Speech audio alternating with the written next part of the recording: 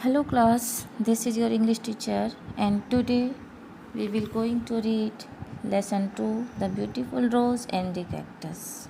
आज हम अपने इस क्लास में अपना सेकेंड लेसन अपनी बुक का सेकेंड चैप्टर स्टार्ट करने जा रहे हैं, उसे पढ़ेंगे और लेसन है the beautiful rose and the cactus.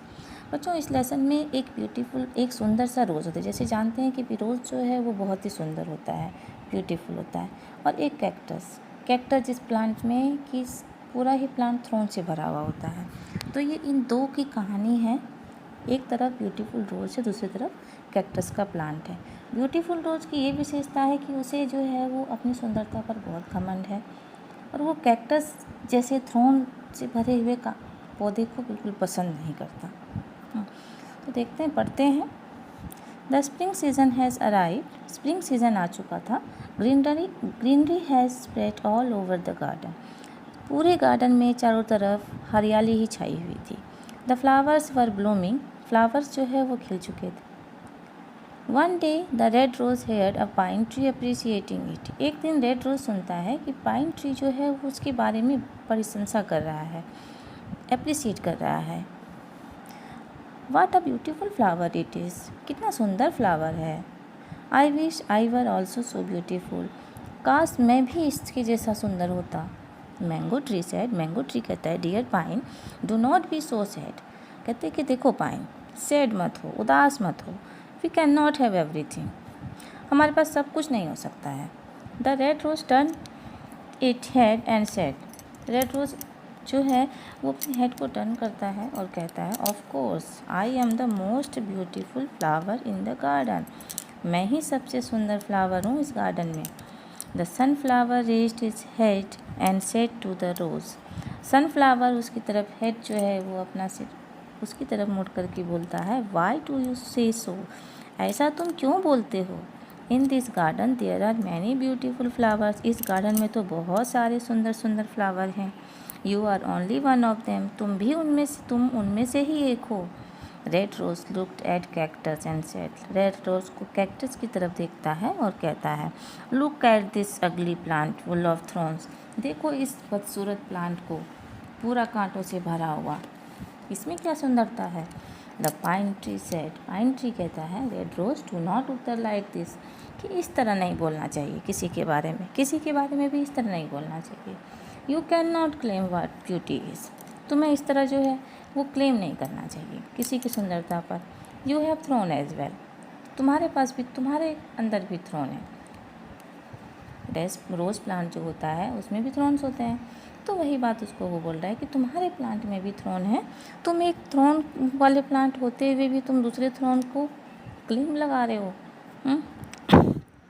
The red rose looked angrily, red rose को गुस्सा आ जाता है और गुस्से से वो देखता है the pine and said I thought you had great mindfulness, मैं सोचता हूँ कि तुम्हारे पास एकदम दिमाग नहीं है।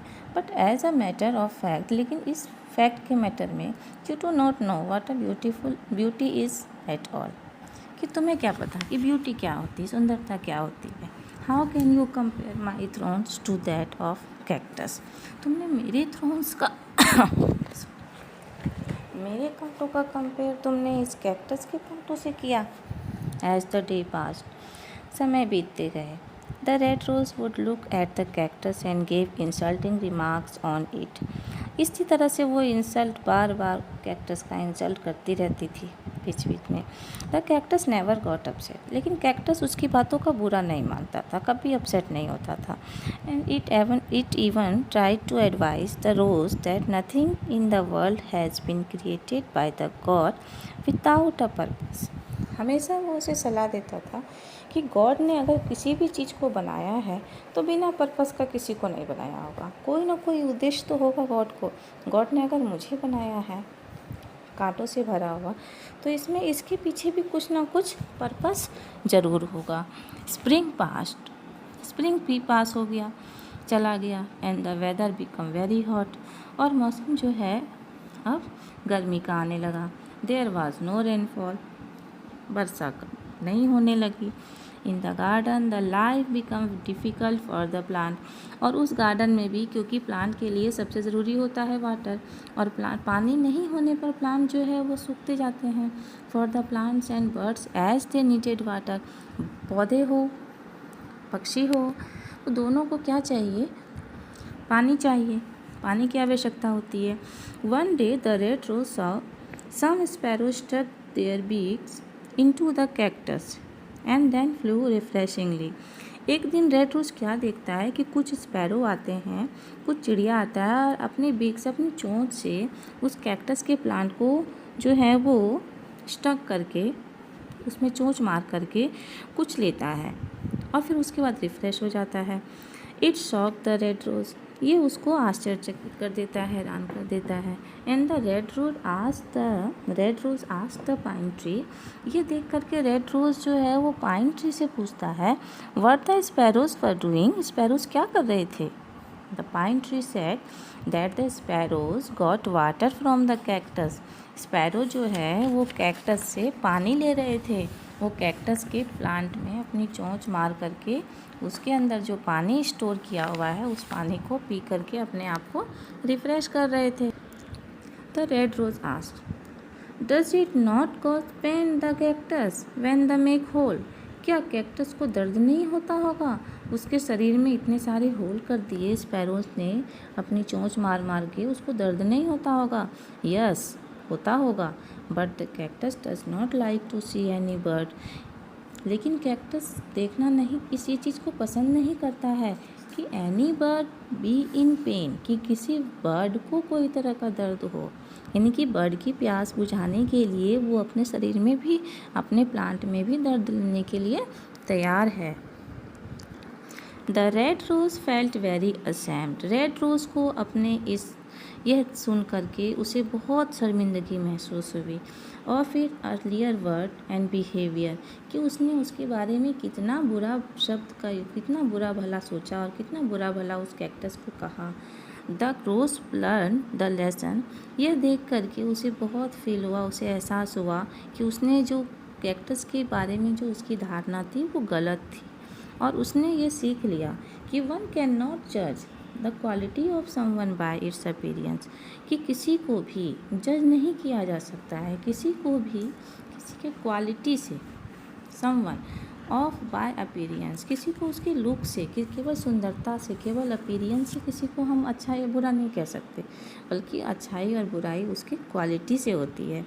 So it does not matter how little a person और थिंग इज़, बट ये मैटर नहीं रखता है कि कोई भी चीज़ या कोई भी पर्सन देखने में कैसा है। ये महत्वपूर्ण ये है कि उसका पर्पस क्या है, उसका उद्देश्य क्या है, उसका थिंकिंग क्या है और वो क्या करता है। तो क्वालिटी जो है वो उसके जज जो है अच्छा या बुरा उसकी क्वालिटी से होता है, ना कि उसके लुक से। तो इस स्टोरी का मॉरल क्या है कि कभी भी किसी का जो जजमेंट है, किसी का भी जो न्याय है, किसी का भी तुलना जो है उसके लुक से नहीं कर सकते हम। नेवर जज someone by the way of look. कभी भी किसी को जज जो है वो उसके लुक से हम नहीं कर सकते हैं। ऑलवेज जज द क्वालिटी ऑफ पर्सन। हमेशा जज किससे किया जाता है? उसकी क्वालिटी से। Okay, understand? Now come to exercise. Tick, write the correct answer. Which one of these flowers was proud of his beauty? Red rose. Which plant said the red rose in the garden? There are many beautiful flowers. Sunflower. Why did life become difficult for the plant and birds in the garden? Because there was no rainfall. 4 number. In which plant did sparrows stuck their beak and had water? Which plant? Cactus. Okay, now class, तो आपको क्या करना है, इस story को again and again इसे read करना है और इसे समझना है।